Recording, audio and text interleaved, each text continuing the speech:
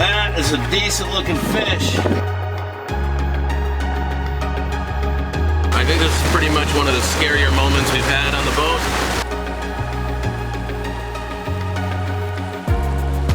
So it's finally time to let Dave Quillen take the big plunge. We are leaving the Bahamas.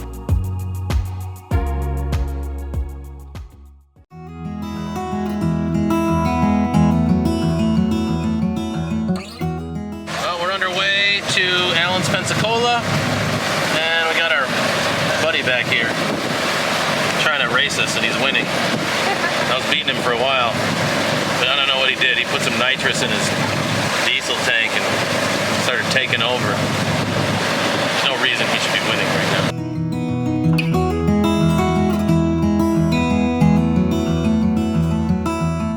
After hunkering down through rainstorms for a couple of days at Allen's Pensacola, we finally saw some sunshine and decided to check out the island. Hidden on this small key in the northern Bahamas is the Signing Tree. The Signing Tree is a huge tree on the beach filled with various items on which cruisers have left their boat name, year visited, and sometimes messages. We sought out the names of boats we knew and explored the beach. But soon it was time to head back out on the water to continue our way through the Bahamas to jump back to the US. But first, we had to get Lily out of a sticky situation. Lily, what'd you do?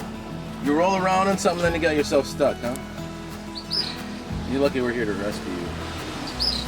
Come here,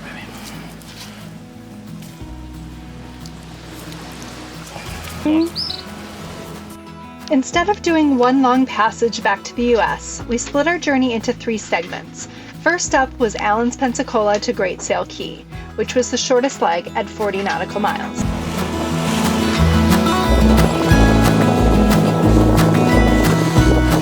Okay, we're gonna give you a little preview into what we do while we're underway. We're on a passage which is about 40 miles from Allen's Pensacola to Great Sail Key. And what do we do when we have a 7-8 hour passage? Well, follow along, we're gonna show you.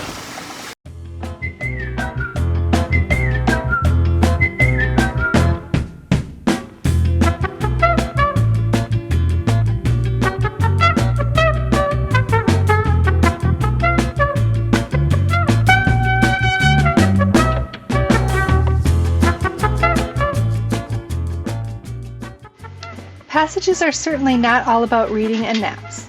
Sometimes they are about catching dinner.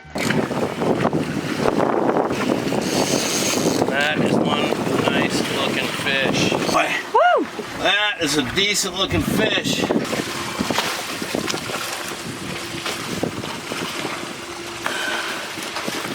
Big old fat fillets. That's definitely enough fish for all 4 of us tonight.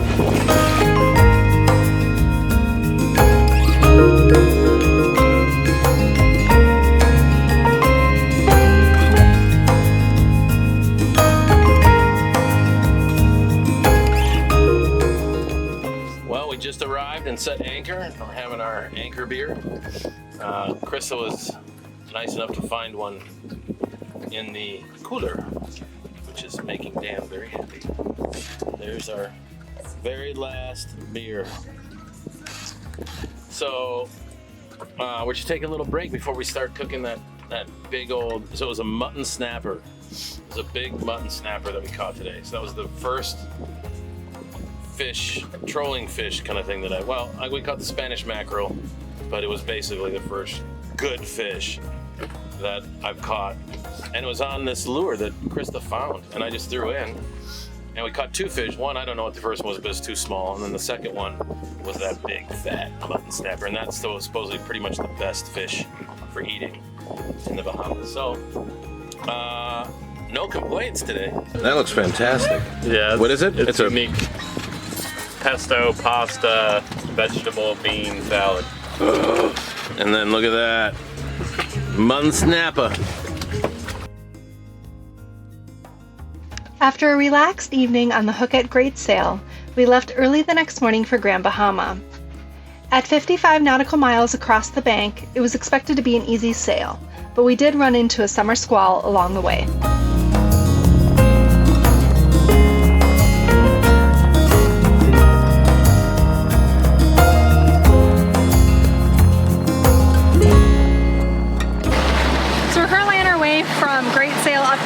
Grand Bahama. We want to go to the West End to jump over back to the US. And we are kind of trying to dodge a storm right now. We were at about 6 knots of wind and now we're at 19. We pulled the sails down, turned the motor on, kind of veered our way off course a little bit just to kind of dodge it because we can see it plain as day. Still got the wind, probably going to get a little bit of rain, but looks like we're going to dodge the worst of it. Within minutes, the wind was frequently changing directions and blowing up to 35 knots.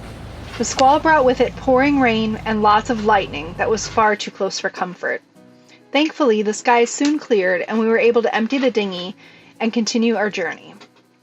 We anchored at Grand Bahama for the night, and we were woken up to a sudden squall early the next morning. I think this is pretty much one of the scarier moments we've had on the boat.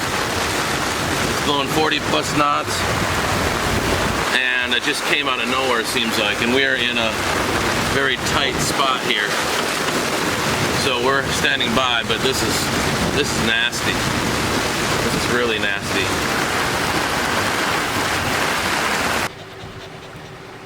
Even with her thunder coat, she's freaked out.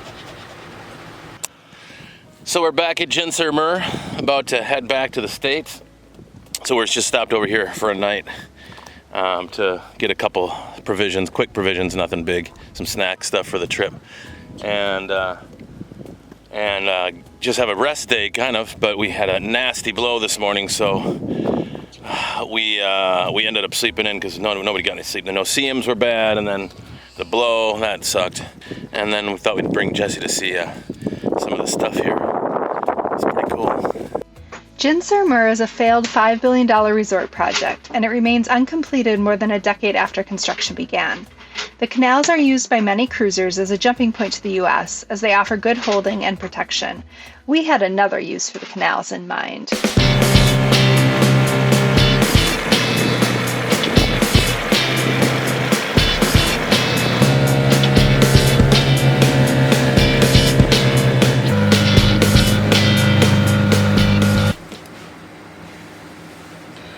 Good morning. It is Saturday, July 13th, and we are leaving the Bahamas.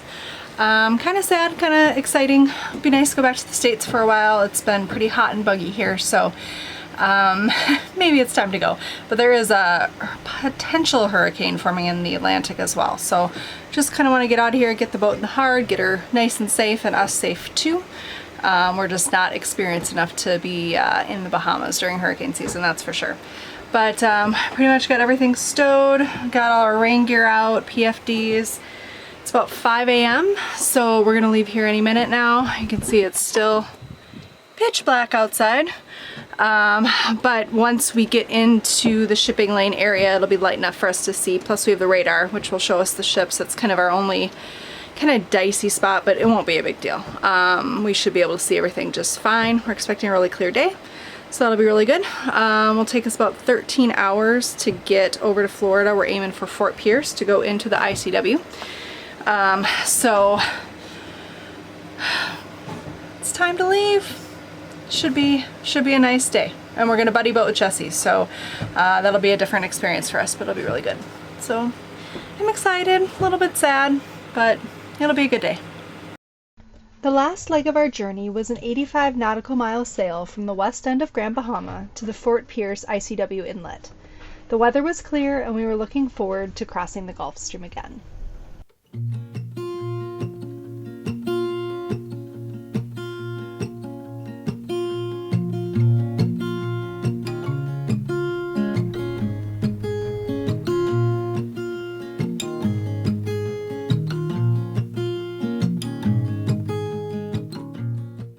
So it's finally time to let Dave Quillen take the big plunge.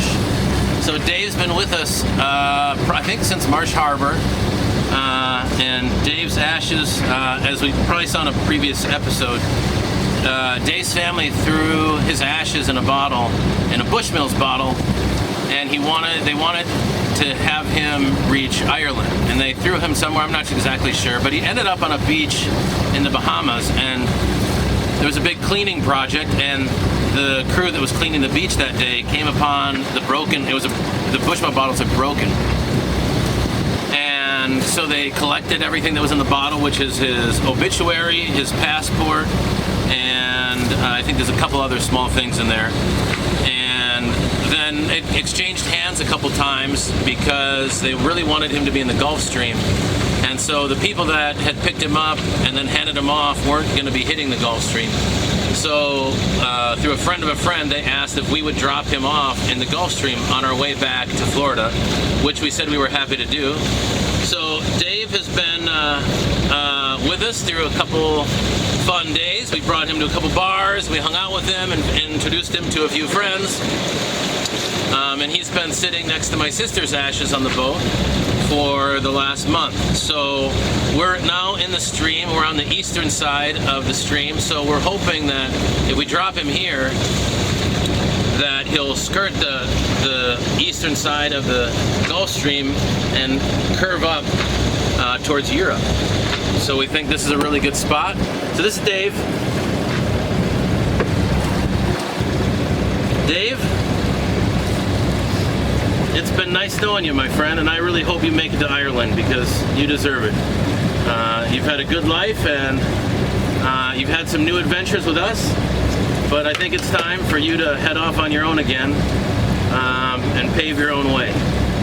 So thanks for hanging out with us and good luck on your journey. We really hope you make it all the way to Ireland, my friend. All right, Dave, here we go. Dave, we'll see you in Ireland, baby. Woo!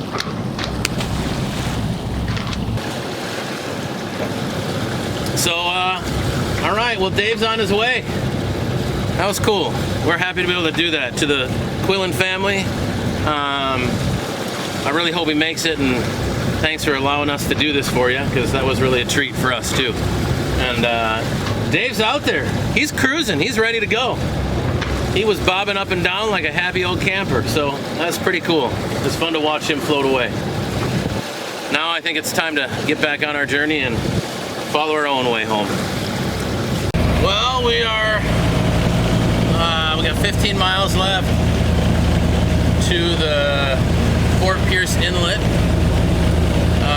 We were screaming through the Gulf Stream. We were doing about 8.5, 9 knots for 2/3 of the way. So we thought, what better than to welcome ourselves back to the U.S. with that unfurl the old stars and stripes. So we're gonna put our flag back up. It's a monster flag too. Woo! There she be. There she be.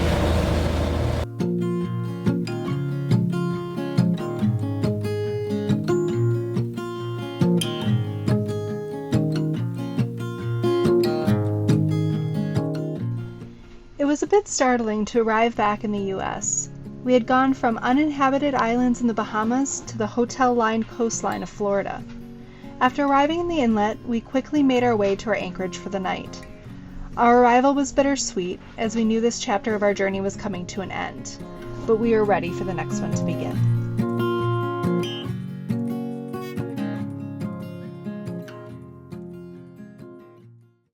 On the next episode of Sailing on a Whim, we spend our last days on the water as we get Whim ready to be on the hard during hurricane season, and we discover what it is like to be in Florida in the middle of summer. Check out Sailing on a Whim on Facebook, Instagram, or Twitter, and if you enjoyed our video, consider becoming a patron. Thanks for watching! Alright, well, like 5 bridges and 1 lock later, we have arrived at Indiantown.